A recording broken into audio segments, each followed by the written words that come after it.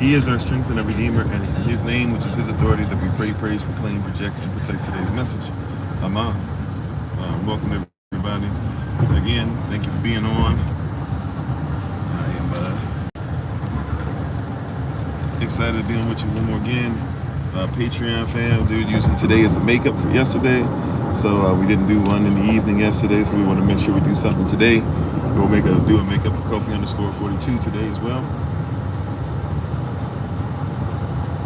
So thankful and grateful to be able to be in front of you all again. Hopefully you'll be able to get something powerful and mighty out of this word. We give all honor and praise once again to the Most High. We give all praise and honor to him for my wife, the Honorable Alma, who lives a life that's able to be honored. We give all honor and praise to him for each and every one of you listening, to the moderators, even in Patreon, to the moderators, to the ministerial staff, to each and every one of you that blesses us. We're thankful and grateful to be in front of you again.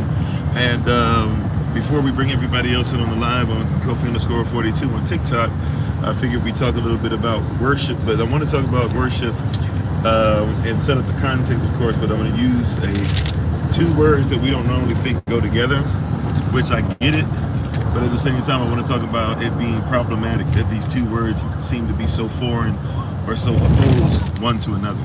And that's the two words of dirty worship, which sounds really weird, right? Just on its face. Well, how can you say dirty and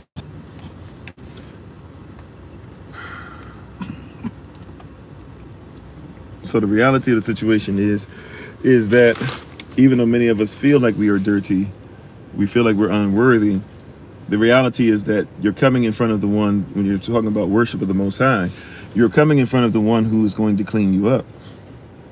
So a lot of people feel like they have become too dirty. As a matter of fact, a lot of worship services now have become so clean that they're almost unrecognizable, even as far as church. Like, you know, church that used to be church that was. I was listening to some worship and stuff, and some of it was really getting me. But I was looking at the way that it operates. I was looking at the cameras. I was looking at the harmony. I was looking at the outfits. And I started thinking back, and I'm not even talking about thinking back to the 70s, 60s, 50s, stuff I didn't even grow up in, but I've studied having to be a musician, having to be a preacher, and trying to, you know, make sure that our ancestry is something that we are aware of as we move forward. But I'm talking about even in, you know, I'm talking about even just the 2000, you know, like 2001 when I started going to church. There's a huge difference in the way that people assemble now in churches and the way they worship.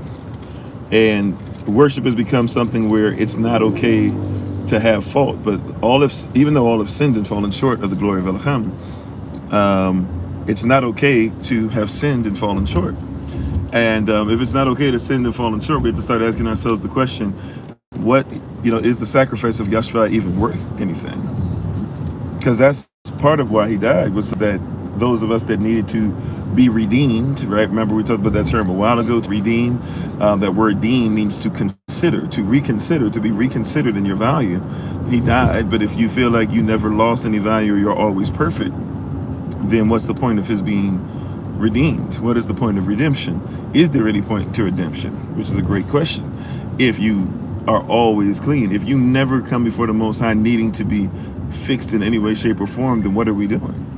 What's the point of this exercise? Like, if you never need help, then why are you even praying?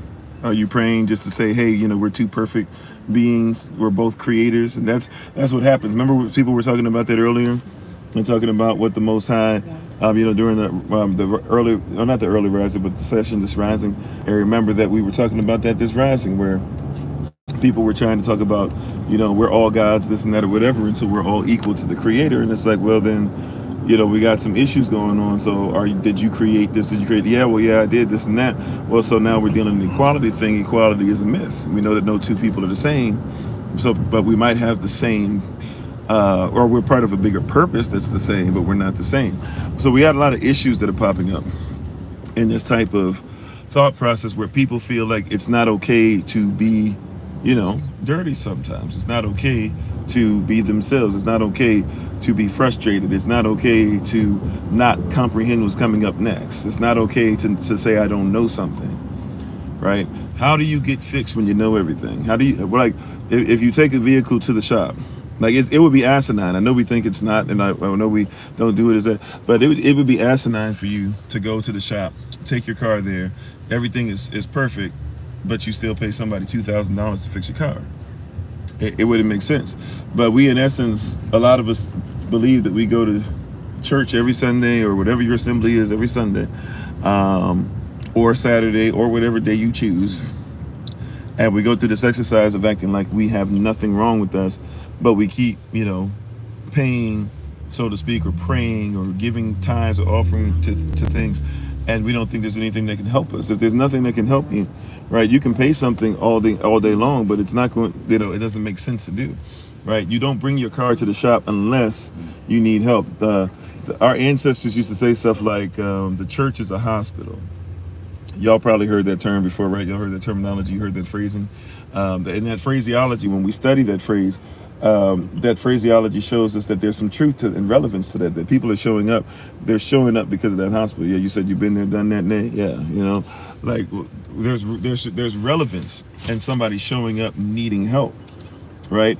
If you are showing up to Yah not needing help, it really is an irrelevant exercise. If you know everything, what's the point of going to him? What's the point of uttering his name? Now, some people go, oh, well, I don't have to go to him just because I need help. I mean, true, but if you are on the same level of him in your mind, no, I'm not on the same level, then why is it that you've never had anything? Like, why is it that okay, I'm kind of tiptoeing around it. Why is it that for a lot of us, we have this thing that says, hey, everything that's happened, it happens for a reason. I mean, that's true, but it's the reason because the Most High authorized it. Right, but we can't say, like some people literally. I know people, myself, I used to be one of these people, and I still kind of am hard-headed in this regard. But, sometimes people can't legit just be like, you know what, yeah, I messed that up. Like I was bad, and that's why that happened. As we know, everything happened for, and see, if this didn't happen, this happened, as if Yahweh can't work out all things together for not your constitutional value or your good, but for his reality, right? So he works something out in favor and stuff, and he still can't even get the glory because it has to be, well, everything just happened the way it was supposed to be. No, he still looked out for you. He reigns on the just and the unjust just alike. Just because you were wet doesn't mean you're just. I'm trying to set the tone for this because we can't talk about this thing, I don't even want to call it a phenomenon, this reality of dirty worship, if you will, of this place where we have to be okay with worshiping and being not and having some things that need to be cleaned up. We're coming before the Most High, the only one that is perfect and has never sinned. We're coming before him, and yet we're trying to act like we're sinless, right? There's a term that we say now, say less. Say less. You don't have to say nothing more. I got you, right? Well, if you sin less, then when you come before him, say less. Right? If you sin less, say less. Like, stop acting like you need to go in a dialogue with him if you don't have any reason for him to be in your life. It's like the husband that tries to help the wife, and the wife says, I don't need a man. Like, what's the point of the exercise then? The husband starts to say to himself, like, what am I doing? Like, I'm out here trying to do this and do that, and every time it's like, well, I don't need you to do it anyways. Well, the husband kind of starts to get irritated with that, because what's the point of the exercise? If you don't need me for nothing, then what am I doing? Right? Because I need you, and vice versa. Men, we do certain things or whatever. Well, you know what? I'll just do that. I don't need you to come. I can go to the store. I can get there. I can find somebody else. Well, if you can do that, then why you marry her? What's the point of the exercise? Right? Say less. If you sin less, then say less. Right? So this place of dirty worship where we are not necessarily pure. Matter of fact, none of us are 100% clean in anything. Right? Amen, Sister Nakia. Like, none of us are purely clean in anything. All of us are valuable, and all of us extremely valuable. All of us are growing in our value, but it doesn't mean that we do not make mistakes. It does not mean that we do not make mistakes. So if you're going to come before the Most High and you're going to say, and you're going to be sinless, then say less, right? Now, here's the deal. This is why it's more important for you to make sure that your worship, it's okay for you to be somebody who needs assistance in your worship. It's okay for you to come out the mud in your worship. We like coming out the mud and everything else, but in your worship, we don't admit that we needed to worship him in the mud to be able to come up out of it, right? For whatever reason, in your worship, you were clean. You like talk about how you came from the poorest situation to brag on that, but you don't want to talk about how the Most High had to bring you out of your situations for whatever reason. But now that we're there, right, the real reason you need to do this is because there's other people who are coming into this thing. some of our brothers and sisters that are coming into this thing, and they're looking for your testimony. They're looking for somebody to tell them that it's okay for them to be less than what they want to be and still worship. And they keep listening to liars, such as ourselves sometimes, telling them that we have no fault. And so they keep saying, man, I'm not worthy of it. It's hard to be empathetic if you can't admit that you might have gone through something similar.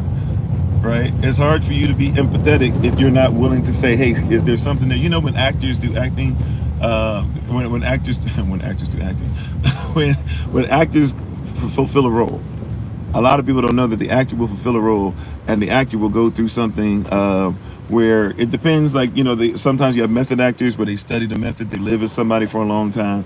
Sometimes you have actors that, you know, are able to just turn it on. Sometimes the actor's chosen because they just need to, you know, embellish their own tendencies and mannerisms, etc.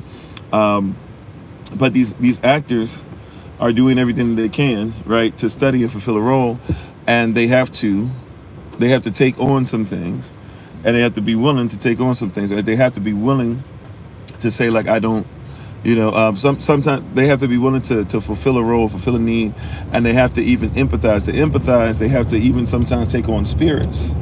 But they have to be able to feel what the person is going through in order to act it. And a lot of times what they'll do is, even if they're method acting sometimes, but a lot of times what they will do is they'll go back to something in their life and try to hang on to it. So let's say an actor cannot cry.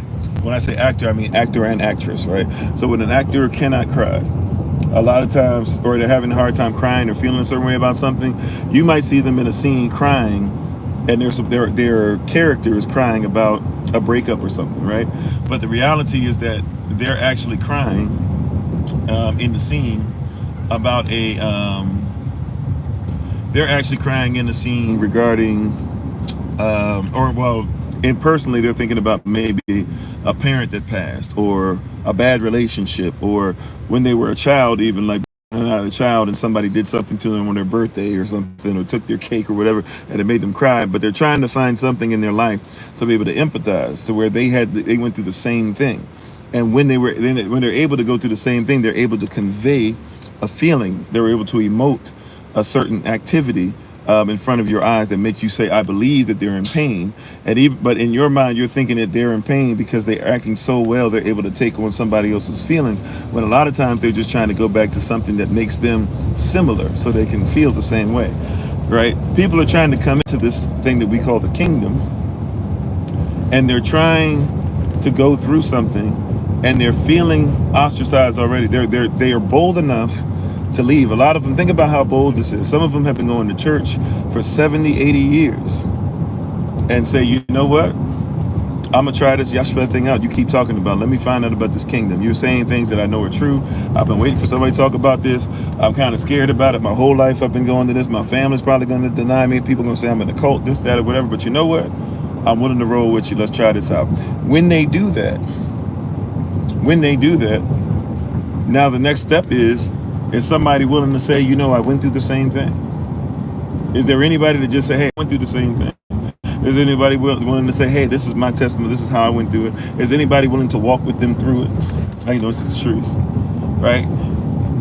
You know, that's one of the best things you can have. If you have somebody who's trying to get away from alcohol, which sometimes is the hardest thing to do because it's the biggest crutch that person's ever had. It helps them to get over their pain. They don't have to deal with it.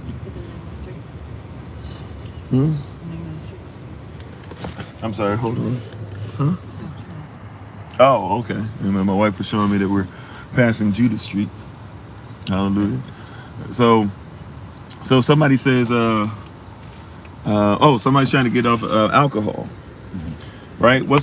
After they come there, and then they actually get up enough nerve to step up in front of them, they won't pressure you, but that person finally gets up enough nerve and says, I am an alcoholic. When they say that, what's one of the first things they're going to do? Get you support, right? It's okay that you feel dirty. Matter of fact, let's get you, they call it a sponsor, right? And a sponsor is somebody that's been through it, and usually they try to have somebody who has experience, somebody who battles with it every day, somebody's willing to say, hey, you know, this is a daily journey. somebody that willing to say this is something that I'm glad about. Somebody's willing to say this is how a higher power helped me. That's what they call it there, right? The higher power. Somebody's willing to go through all these things, right? And because that person can look at somebody who maybe they would have looked at before and said, I wouldn't have even seen you as being an alcoholic. Where that person's willing to say, I came out of alcoholism. They say, if you can come out the system, then so can I. Now, because that person was willing to be a little dirty and expose some of the dirt and expose some of the stains, because that person was willing to do that, now it's easy for the person who's coming in, or easier for the person who's coming in, to say, you know what, if that person can do it, so can I. And now that person has more authority in that person's life too, because now that person has said, hey, I had to come out of the stuff, I had to come out of drugs, I had to come out of addiction, I had to come out of sexual perversion, I had to come out of not praying, I had to come out of not listening, I had to come out of battling. They have to tell people the same thing that that person's struggling with. And when they say, oh, you had to come out of the same struggles, guess what that person does? They say, if you had to come out that struggle and you look like you do now, then I'm proud to be able to listen to you, because I'm trying to do the same thing. I'm sorry, you're right. Oh. Same thing. And so, those are the things we don't recognize and realize, that there are people who need your support. There are children that don't believe their parents, and you want them to be in the Most High, but they don't believe you because as parents, you've never exposed that you have some dirt on you. So there are children that have looked at you and they see you dirty, but you won't admit it. And they see that, they see stuff that doesn't make sense. Like, they see you out here talking about, being a great family member and making sure this and that, but they're like, Dad, you on your third wife, and you ain't even with mom no more. How does that work? You're gonna expose some of that? Are you willing to talk about it? Are you willing to say, here's some things that happen? But because sometimes even the parents that divorce, they have these deals that just be like, we are going to ignore everything that happened between us, and we're just going to go ahead and act like everything's okay, and we think that that's okay. But the reality is, if the children, they need to still hear that sometimes you went through some dirty stuff, and why did it happen, and what could you have been better at, and why is it that you failed? It's okay, but in order to do that, you have to admit you failed. Well, if you admit you failed, now you got to admit that, hey, even though you're worshiping, right? Even though you believe in the Most High, you got to admit, well, maybe I could have been a better husband. Maybe I should have known what a husband was. Maybe I should have, I wasn't cheating, but maybe she thought I was cheating, but it was because I was always out all hours of the day. That's disrespectful, regardless of if I was cheating or not. I opened the doorway to this. I opened the doorway to that. You won't admit that possibly you could be dirty. I don't even think possibly, because I don't believe that none of us out here have not sinned that's been in an earth suit except for Yeshua Mashiach. So I'm not falling for that okie doke where some people are out here, trying to figure out, it's really weird when you deal with a lot of people in relationships. You'll ask questions about the relationship, right? And you know what they do? They start telling you everything the other person did, and I start counting. I've learned to start counting now. When is this person going to actually say something they've done? I don't care if they mad, yelling, fussing, cussing, doing whatever. I just want to hear, will you admit that you're at fault for anything? And for a lot of people, they can't do it. How you doing, Sister Rhonda? For a lot of folk, they cannot just simply admit, yeah, I was wrong. If nothing else, that's the person you chose. Can you admit you chose the wrong person? Can we start there? Why did you choose that person? What made you choose it? Was it something biblical? Was it something structural as far as the family is concerned? Did somebody tell you to? Were you out here, sexually promiscuous? Somebody got pregnant and y'all had to do there's lots of reasons. Was it because that you were scared of dying, and what do they call it? An old maid or something like that? They used to call it. I think my mom used to say that people called it the old maid or something. What was it that for? That's not why she married my father, praise y'all. But I'm just saying, she used to tell me, some people get married because they thought they were going to be old, and they were going to be able to have babies. So you got to marry somebody. A lot of our grandparents and great grandparents stayed in marriages, even though they did love each other, but they didn't know how to express it. So they basically, you had granddaddies that were, you had granddaddies and grandfathers that were really quiet and wouldn't say much, and then would explode from time to time. And you had grandmothers that kind of ran everything or whatever, and grandfather died early, and grandmothers felt unloved and not secure, and grandfathers leave and grandmama might not be taken care of, right? That was not really perfection, but that's what a lot of us had.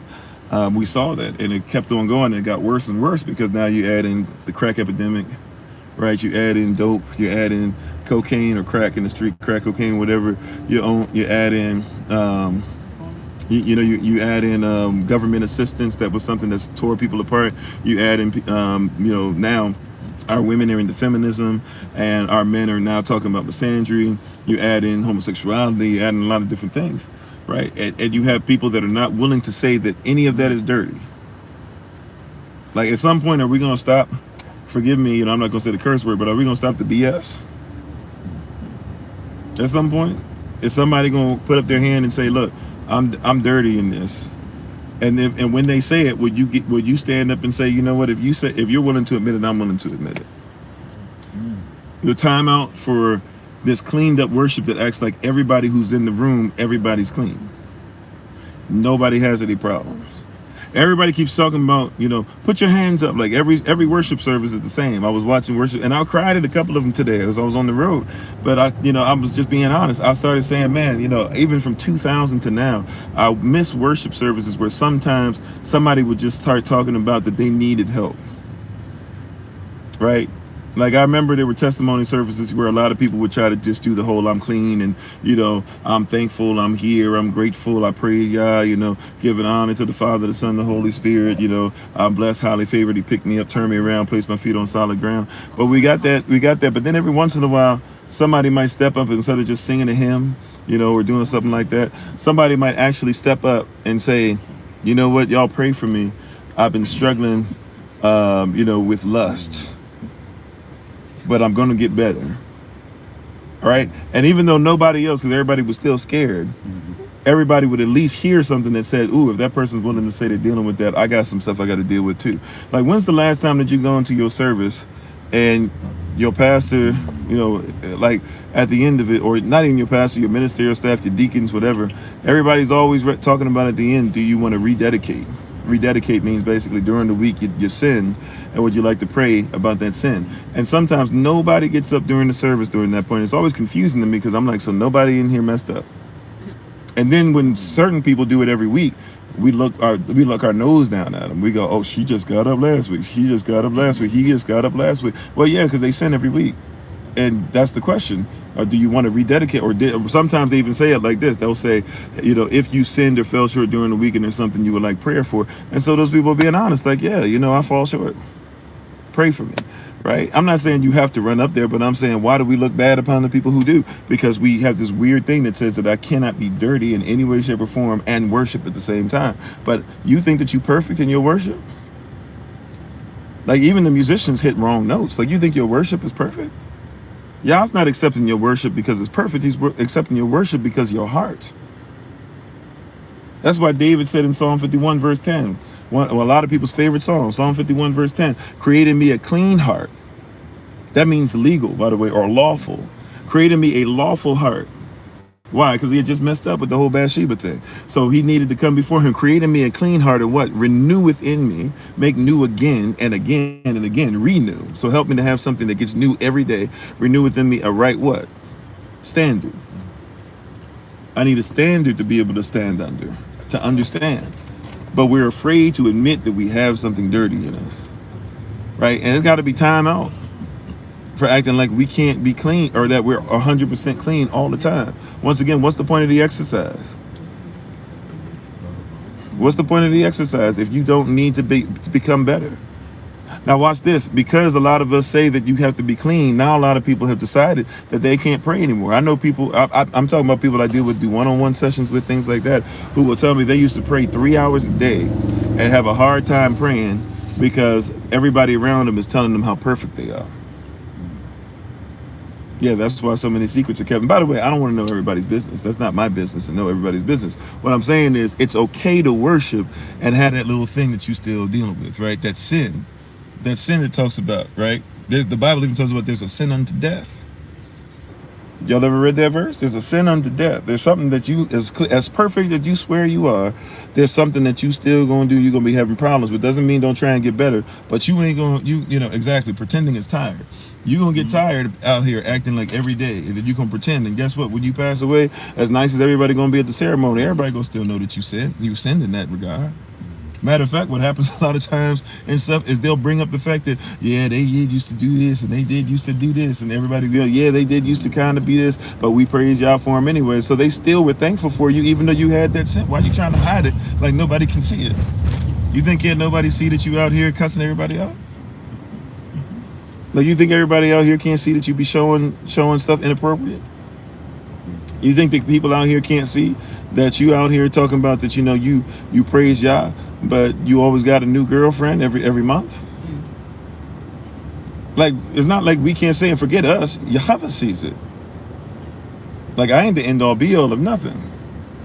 Like, if I see it, I might point it out, I might not. It may be for me to do so, it might not for me be for me to do so. You know what you're doing. What you say? People don't want to show that they're not perfect. Yeah, and that's why people say, "Man, you do." Like, I can't remember who it was. Somebody blessed me and said the other day that I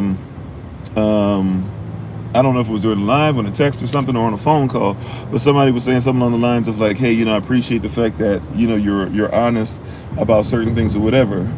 You have cutoff points, but you say enough to let people know that you've been through some things." And it's like, well, I appreciate that, because I can't be effective if I'm not going to tell people that sometimes I mess up. Like, sometimes I don't hit the mark, I don't meet the standard. I wish I was perfect and I met the standard every time, but it's impossible for me. I'm not Yahweh. That's why I don't worry about certain things or worry about trying to judge or worry about heaven and hell to put people in. I don't have that available to me. I'm not him. So it's okay for me to say, yeah, I'm a little dirty. It's okay for me to say, you know what, I'm a little tired. Some people some preachers will not tell you anything. They on that Kim Jong-un's ill still. If you don't know what I'm talking about, the Kim Jong-un thing. Like, Kim Jong-un, literally, they were telling people he didn't have certain body parts because they didn't want people to think that he was like them. They wanted him to think that he was some kind of spirit that deserved worship, and to make an idol out of a man. And if you're not careful, that's what you're doing. You're making an idol out of yourself. And guess what? Yahweh says that you shouldn't bring idols before him. So here you are trying to be an idol, not realizing that your idolatry stops your prayers from hitting any higher than the ceiling. Right? Did you hear that? Let me rewind that again. Yahweh tells us not to bring idols before him. Here you are making an idol out of yourself because you're without sin. Things that are without sin are things that start getting worshipped. Well, if people are going to start worshiping you because you're without sin, or you're calling for worship, even if you don't think of it that way, you're calling for worship of yourself because you've never sinned, and people start realizing that you can't do those things or whatever. Here you are trying to be an idol that you've self-made. You've become a self-made idol, or you've allowed others to lift you up as such. You haven't admitted when people say, oh, this and that or whatever. You won't admit, well, you know what, I'm wrong, or it took me years to figure this out, or I can only tell you about marriage because this is my second, third, fourth, fifth, whatever marriage, and I finally got myself together. I'm finally doing what I'm supposed to. You can't admit any wrongdoing, and so here you are trying to be an idol before Yahweh. And Yahweh's like, I don't accept idols, let alone I don't have idols pray to me. Right? Idols are not supposed to be in my presence. And this is why a lot of the children of Yah don't believe us anymore. A lot of people who are children of Yah, they won't listen to their parents. Parents get up there talking about, I can't believe so-and-so did this. Young so-and-so is finally doing this and that or whatever. I can't believe. And I start listening to them, and I'm like, in my head, I start going, I don't think you ever told so-and-so that you had a problem with this, or I don't think you ever looked at yourself. That's, I can't talk about people's business. I'm gonna stop. But yeah, I'm gonna leave it there. Thank you, Holy Spirit. But I mean, I'm telling you, like, there are people who have never discussed themselves with themselves, let alone with their children. So the children repeating the sins of the fathers, as the Bible says. And we're trying to figure out why the Bible's correct about them repeating the sins. You're repeating the sins because you never dealt with your sin. You never acknowledged it. Getting mad at your baby because you see yourself in your baby, but you won't get yourself right, so your baby will get right. We won't acknowledge that it's a sin. Somebody tells you could be better in the area of life, and instead of getting better in the area of life, we just say, I'll never be that, and you'll just have to accept it. Well, then, I mean, okay, but that's sinful. Uh-oh. Yeah, that's sinful. That's saying, I know I missed the mark in an area, but I'm just not going to do better. Hey, Kofi, you need to stop yelling so much. Man, but I'm yelling because everybody's wrong. Like, I shouldn't be yelling this much. I got to figure it out. And if I am yelling, there's got to be at least something of righteous indignation. If the indignation ain't righteous, then I don't even deserve to have the indignation. If you don't know what I'm saying, in other words, if I'm angry about something, but it has nothing to do with the fact that it actually has something to do against the will of Yah, and it's just somebody coming at me, even if I'm doing the will of Yah, do you not realize? Holy Spirit said I gotta say this to somebody. Do you not realize that if somebody's coming at you because you're doing what you're supposed to do, that is Yah's will?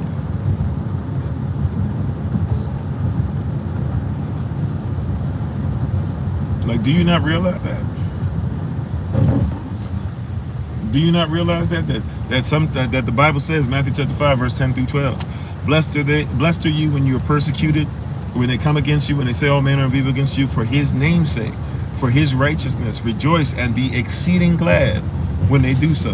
Why? Because they did the same thing to people that come before you. Yet somebody starts coming at you because you're in Yah's will. They say you're in a cult. They say you can't do any better. They say this, they say that about you, and you get mad, you get frustrated, you're angry, you're cussing them back out, and it's like, why are you into all that? You should have just been glad and kept it moving. So guess what? When I got angry because somebody got mad at me because I felt like I was doing something righteous, if anything, I should have rejoiced and been exceeding glad I sinned. Like, even if it's on that level, right? Now, sometimes straight up, I'm just wrong. You got to be able to discern too. But I'm just saying, like, for those of us who sometimes are in our mode where we have to still say that we're right in some way, shape, or form, fine. Did you react right? Like, even if you were right in the beginning, like, what's more important, being right or righteous? Righteousness every time. So if you didn't end up in righteousness at the end of the day and you got pulled out of it, guess what? You still sinful. You ain't no better than the person. You go pray for who's inside, because that person got a problem too, right?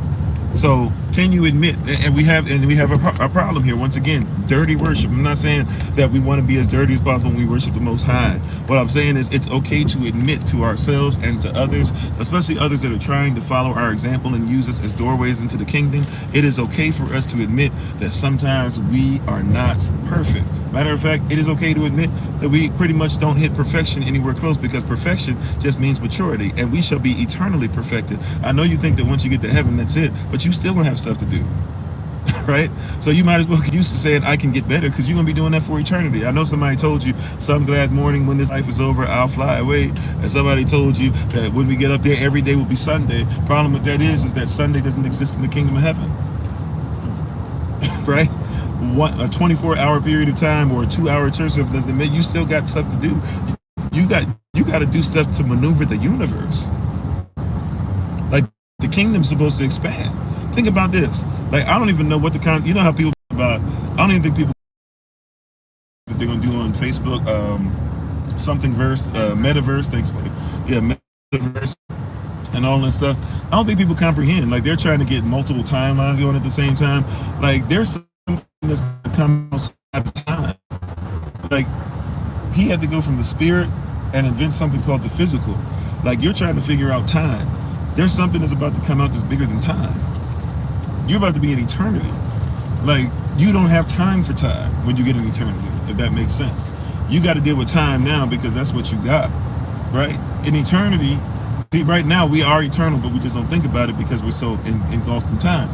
That's why when I deal with a lot of people, I got to deal with the 5-year-old Kofi. At the same time, I got to deal with the coming up on 40-year-old Kofi. They're 35 years apart, but both of them are the same person in eternity, both dealing with the same. Okay, I do one-on-one sessions. Sorry. Yo, so when I do one-on-one sessions with people, I have to get to a where I have to deal with the eternal person. That anything happen to you here, what's your dreams and visions for 50 years down the road? I got to talk to the entire being, not just what's happening today.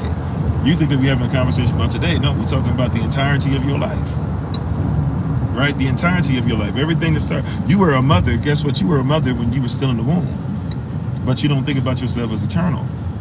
You have issues, so you still got dirty things that never were taken care of. There are teachers that mistreated you when you were in 1st grade, 6th grade, 12th grade, kindergarten, preschool, whatever. When you were in college, when you were in the dorm, whatever, you were mistreated when you were there. So we still got to make sure that we take care of the today you by taking care of yesterday. Eternal creature, eternal being. We have to make sure that we talk to you correctly. We have to make sure that we honor you correctly. Some you never had, there's a lot of brothers that never had dads say I love you, right? That's dirty. But we come before the Most High, we say, I know all about love. I'm okay. I'm 100%. But you're not. I talk to you and I can tell you still mad at dad. I say, well, have you forgiven him? No, I don't need to forgive him this and that. Yeah, you do. Well, I never met him anyways. If he was worth forgiving, he'd be, no. Like, he's worth forgiving because you've never met him. Like, you're allowing somebody you've never met to control your life. You don't want to hear that. And it's challenging, but it's real. And then tears start to flow. Then anger starts to flow. Then they even start to yell and cuss at me sometimes. And I get it. I get it as much as I can. I was blessed to have my father in my life, right? But I get, like, if I try to empathize, if my father, who gave me everything he could, didn't give me anything at all, then I get it, right? I get why the child who might not have met their father or the way that they need to or whatever, and whether the father deserves it or not, blames the father, this and that. Like, if you weren't there as a father, you weren't there. So child yells and cusses and fusses and says you ain't nothing and blah blah. Like, I have to get that. I have to respect it. I have to deal with all those parts of who you are, right? But we won't deal with that part. So here you are trying to worship the Most High and beautiness. This is what y'all say, right? And beauty. I said beautiness. And beauty and holiness. Now, what does holiness mean? It means to be whole. You talking about you're going to worship him, but you're not whole because you still haven't forgiven your dad, your father. I'm not saying he got to be a saint. I'm not saying that you got to talk to him on the phone. Talking to him on the phone is not required to forgive. Matter of fact, forgetting him not being there is not required to forgive. Forgive means before he did it, you gave him the right to do it as a human being. It's an eternal thing to unlock your doorway into eternity. Forgiveness is eternal, right? The resentment and the hate that you harbor for somebody, that's temporary. You know how I know that, right? Besides our third affirmation, Romans 8:18, the suffering of this present time is not worthy to be compared to the glory which shall be revealed. The Bible says in Revelation that once you get to Shamayim, once you get to heaven, what does it say? It says that you will remember pain no more. He says he's going to dry your eyes and you will not be crying over those things anymore. He's going to separate those things from you as far as the east is from the west. Come on, somebody. Like, it's not even going to be on your radar anymore. It's not important. Why are you spending so much time, right, trying to break somebody down like that? Why are you consistently looking for the way to break that person down? Can I be honest? In my life, I had to get over certain things because I used to break down people for things that other people did, not realizing I hadn't forgiven others. So I hadn't forgiven others who had hurt me at another time in my life, right? Thank you, Sister Nakia. I hadn't forgiven people for things they had did prior in my life, right? So I meet another friend. I go into another team member thing, whatever they call them in your when you work at places like Target or restaurants, whatever, you team members, whatever, and you go there, and because you haven't let go of what somebody else did, somebody does something similar to you, right? And it's the shadow of death. It's not death, but it's the shadow. And you fear evil. You respect evil that's not even there. I start seeing shadows of things that happen because I never let go of it. If I let go of it, then I would realize that shadow's not the same shape. I don't know if you remember from your personal experience as a child, or if you ever saw movies as a child and stuff, and they would show you in the movie, it would look like the boogeyman or something was in the house, and it would look like you saw a hand in something. And then, so you would scream, the child would scream and go under the covers. The parent would come in, mother and father. What's going on, little Johnny? What's going on, little Bill? Whatever. And little Bill would be like, oh, I saw a scary monster. And they would look, and they see the shadow, and they would look outside the window, and it would just be the tree. Right? And once you see it's the tree, you can't unsee it's the tree. But before you see it's the tree, like, or in your mind, you still haven't reconciled there's not really a boogeyman yet, at least not in the sense we think, right? Because there can be some spiritual boogeymen, but there's not really the boogeyman the way you think that what you saw. Like, for me, my first introduction to the term or boogeyman or whatever, it was this based off of the movie, but it was the cartoon of Ghostbusters. And there was this regular returning character in there called the Boogeyman. So in my mind, the Boogeyman looked like this whatever. So I had, I would see shapes at night that would remind me of it or whatever. So my mom had to come in one night and be like, explain to me, it's a cartoon. Explain to me there are spiritual things like that. But however, explain to me, that this is the shape you're seeing, this and that or whatever. But up until then, I was still scared every time I saw the shadow, right? And that happens with a lot of people. Like, you're going through something, you're in a new relationship, a new thought process, a new mind, a new version of you. You've been healed of some things, you're trying to get through, but because you haven't forgiven something, or because you haven't let go of it, right, and you're holding on to it, because to forgive means you got to release it. It doesn't mean you got to forget it, but you got to release it. You're giving it to the Most High.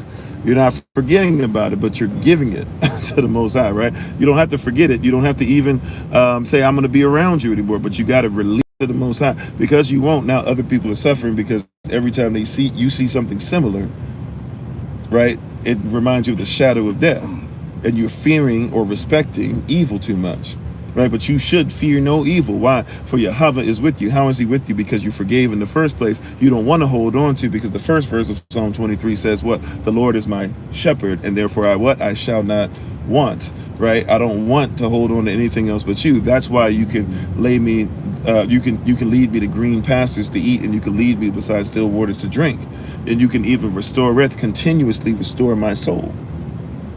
It comes from letting it go. I don't want anything but you. I don't need anything but you, right? And if I'm going to carry anything, if I'm going to carry anyone, it's going to be you, right? Like, that's it. As a husband, if I'm a carrier, I'm going to do anything, it's going to be my family. But that's it. I don't need to have multiple things I'm carrying. I got too much weight, right? That's why it always surprises me when brothers do the weird thing, trying to talk about, especially these Hebrew Israelites brethren, and I guess you could say I'm technically one of them, I guess. But when they're trying to carry all these wives, I'm like, I don't know how y'all can carry all these wives. Like, one is too much to sometimes to juggle. I don't even know how to take care of one sometimes. I'm trying, but I'm getting better. But sometimes I'm still falling short in that. Y'all trying to do 4? Y'all trying to do 2? Right? Like, 2 is too much. Right? Sometimes 1 is too much. And I know that somebody would say the math ain't mathing, but trust me, the math don't. Sometimes when you still learning, you don't know what a husband is before you get into marriage. And I'm learning, I'm getting better. But sometimes because I haven't learned certain things yet, and because I'm still growing, guess what? Right?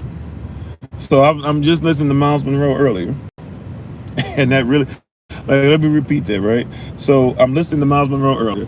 And literally, he's challenging me as a husband. And he's saying, if you're going to care for your wife, technically you're supposed to try and figure out everything they need before they need it, and then be really willing and able, not just willing, but willing and able to supply all their needs. According to what? I'm not sure, but according to Yahweh's riches and glory, but still according to the riches and glory that are given to you. So I had to anticipate certain things. And that could be a part like that, and that could be something that if I don't get together, could end up being problematic. Anticipating the needs, not just being like, okay, I can provide for the needs. Now, am I looking at ways to anticipate she will probably need this, which means I have to study her in a whole new way, right? Like, that's a challenge. If somebody cares for you, they are legit, according to the word, they are actually anticipating your needs in advance, and then making sure that they can supply all your needs if they say they truly care for you. Wow. Right? So if I say I care for you and I'm giving you my gift of preaching the word, then I have to make sure that I anticipate your needs before I even get close to coming. I got to get up early, and I got to make sure I study it, and I got to make sure it's in line, and I got to think about the things you guys are going through. I have to make sure that I'm saying in a manner to where if I know somebody's going through something particularly, I'm not going to put their business out there, right? I have to put all this stuff together, and if I say I care about you, and I have to be able to provide something and make sure that it's something that the Most High has given me through my gifts to be able to provide for you, I can give you what's necessary, such as I have as I give unto thee. That's a level of stuff or whatever. So my marriage, I got to lift things up. SOC, with my child, excuse me, I'm about to skip protocol. I'm about to go out of order. With my child, I got to start anticipating what his need is, trying to figure out how to do it and give it to him before he needs it, right? I've got to sit there and start doing that with my family, with SOC, all these different people, and it just took me to another level, right? So I have to admit in my worship that I wasn't up to a certain standard. How could I get better? How could I even receive that word? That's why a lot of brothers would have heard Miles Monroe said that, and you know what they would have done? A lot of men would have gone, man, whatever, Miles Monroe, he's simping. Like, that's not what a lot of brothers would have said. I'm not, I don't feel called out. I don't feel anything. I feel like he's just trying to get women to say amen, and they would have left it at that, because you don't see that you need to be better at anything. But if you're going to care for your wife the way that the Most High cares for his, which is you, right, as well, then guess what you're supposed to do? You're supposed to anticipate needs and then make sure you can meet the needs that are required. Make sure that, in other words, that's what makes your wife feel what? Her number one need, secure. She feels secure because she goes, wow, he did something and he anticipated the needs. So I got to grow in that, right? I got to figure out the anticipation thing better, and most husbands do. If we would admit that, yeah, sometimes we are dirty. Sometimes we don't meet the standard. Sometimes we need to be better at things.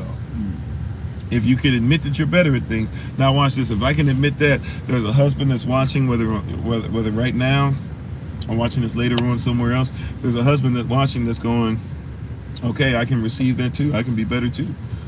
I can grow as well. I can learn to love as well.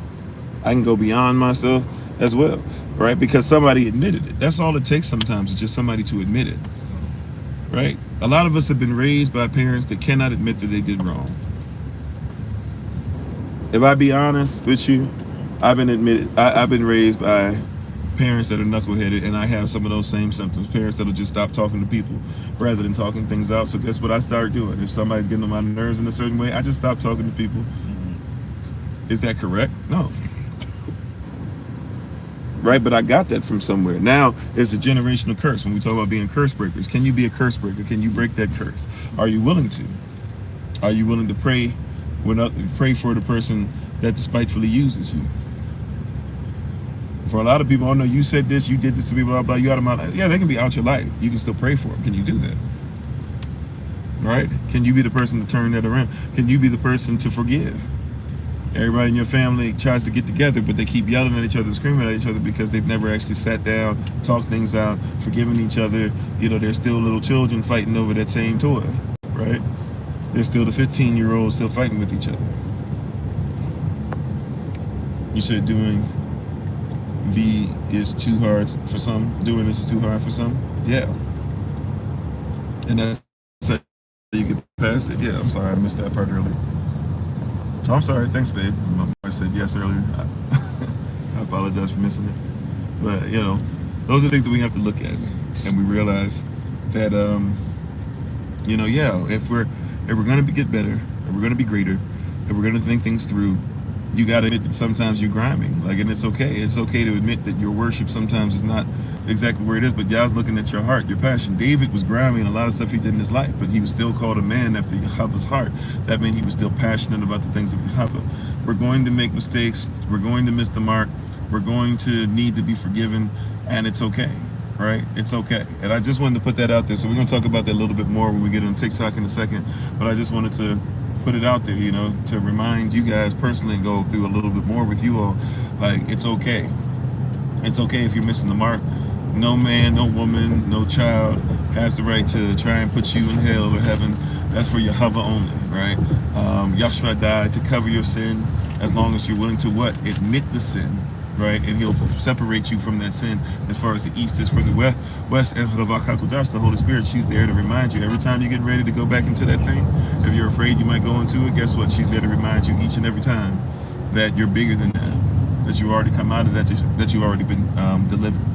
So I just wanted to share that with somebody. Hopefully that helps you guys. We're gonna get ready to switch over to TikTok, Kofi_42 for a hot second. This is Wednesday, normally my day off, but to make up for yesterday, you know, since we had a special day yesterday, we're gonna just go ahead and do a little bit of stuff. So I won't be on too long tonight, but I will be on for a little bit. And we're thankful and grateful for everybody. And we look forward to talking to you guys soon. Please check out the Honorable Alma at Bloom and Flourish. And you guys who are on Patreon, you guys should have all the information on there already. If you need more information, remember really yesterday, or 2 days ago. 2 days ago, time flies. 2 days ago was supposed to be our, the last day for the payments for Detroit. We did get a few more payments and things like that. Or, well, not even payments, but donations, but it's got to be a mandatory donation. So for those that are interested, or even if you're just doing the virtual setting, let us know. and we'll try to get back to you ASAP. We're gonna start try. My goal is by the end of the night. I haven't really been back to our abode, or our temporary abode, or our vacation home, whatever the case might be, whatever you want to call it. We haven't been back there yet. So once we get back there, I will do my best to at least email some basic stuff regarding that. But thank you all. We appreciate you. Thank you for your patience. We honor the King and Queen, each and every one of you. And as always, it's been Pastor Kofi. And we'll talk to you guys as soon. Please remember your affirmations: Romans 8:1, Romans 8:11, Romans 8:18, Romans 8:19, Romans 8:28. Remember to live in the period, and not the period. And we will be back into our Genesis series tomorrow at 8 a.m. Eastern New York time. Thank you so much. Thank you for the well wishes. We appreciate it. And we'll talk to you guys soon. Shabbat. Shalom. Peace.